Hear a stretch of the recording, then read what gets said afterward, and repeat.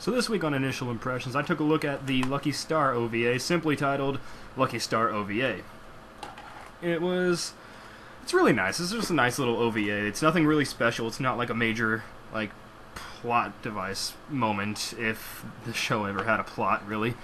It's just a collection of short stories involving the main cast, and it was actually really enjoyable.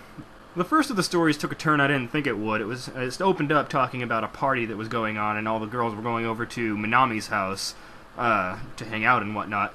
And it showed a lot of them getting ready to go and everything. But then it took a turn that I didn't expect. It changed to the point of the view of Minami's dog, and its pretty much interactions with all of the characters coming to the house and all that, which was a really odd thing.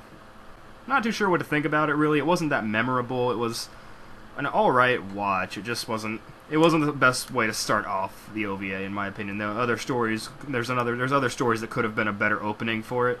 Have this one be somewhere in the middle. The second story was about Kagami and Tsukasa, the twins, joining an online game that Miss Kuroi, the teacher, and Kanata play, and that one was really, really interesting because I've played a lot of MMOs. I've played quite a few MMOs in my time, and they got a lot of it down really well. They got teaching someone how to use the controls, which I've had to deal with before, teaching them how to use voice chat, like wondering why the person's not talking and then realizing later on that they don't know what to push in order to be able to chat. Teaching people how to level up and all that, teaching them about specs and everything, and then just going and having a lot of fun with the emoticons and everything. Yeah, it's pretty accurate, so that one was one of the most enjoyable for me.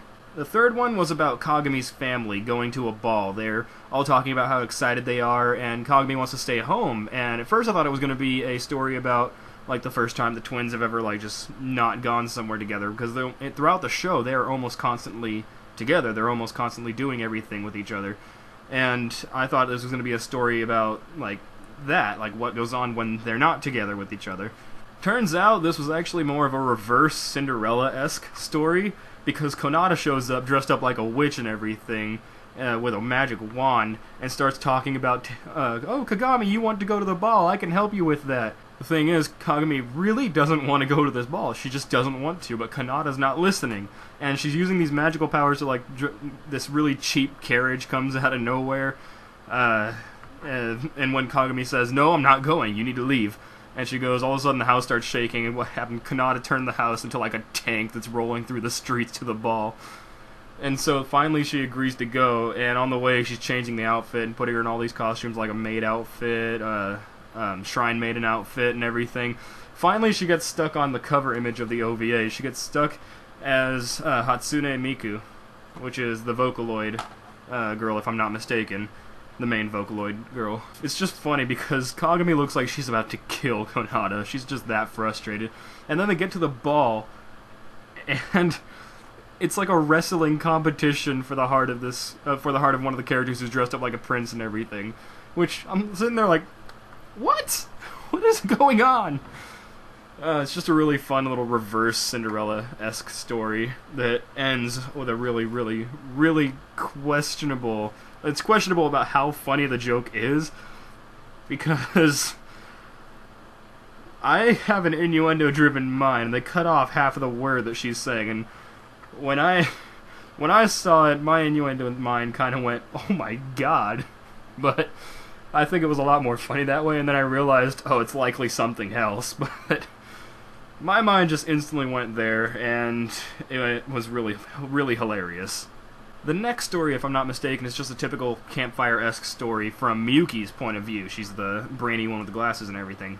It's just about the girls going on a summer trip with their school up in the forests and getting lost, and how they handle it. They talk about starvation and everything. They talk about ghost stories, because why not? And then they finally get back, and it's just they get lectured, and then it shows that the teacher really cares about them, because the teacher's yelling at them and about how worried everyone was.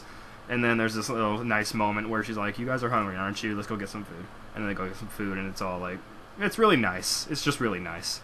There's one that I'm pretty sure is after that. It might have been before, I'm not positive, where it's just a volleyball game, and the main conflict is between the twins, because they're on separate teams and whatnot. And Kagami eventually just she eventually wins big time on her team, and Tsukasa is left on the ground because she got hit in the face with a ball. And basically, it's just a sibling rivalry-ish thing that ends a little weird. I not really sure how to feel about it. And then the ending goes back to the Lucky Channel, but it's not the Lucky Channel, it's live-action Lucky Channel, and I'm not sure if they got the same voice actors who did the voices of the characters in the Lucky Channel to come in and do those two characters. It seemed maybe. They sounded a little similar, but I'm not positive. It's weird. It was really weird because it was like, this was about a 5 to 10 minute long segment of the credit. It goes through the credits and everything. It's really funny. Really, it was just really humorous to watch and see the characters in real life act all goofy and everything. So yeah, this was overall a pretty enjoyable little OVA. This is going to be a shorter episode of Initial Impressions, and I'm not going to be sticking to my always Monday release schedule for Initial Impressions anymore, primarily because I'm doing mini impressions on Monday, and so I don't want to put both of those out on the same day all the time. Likely what I'll do is I will release Initial Impressions on either Thursdays or Fridays.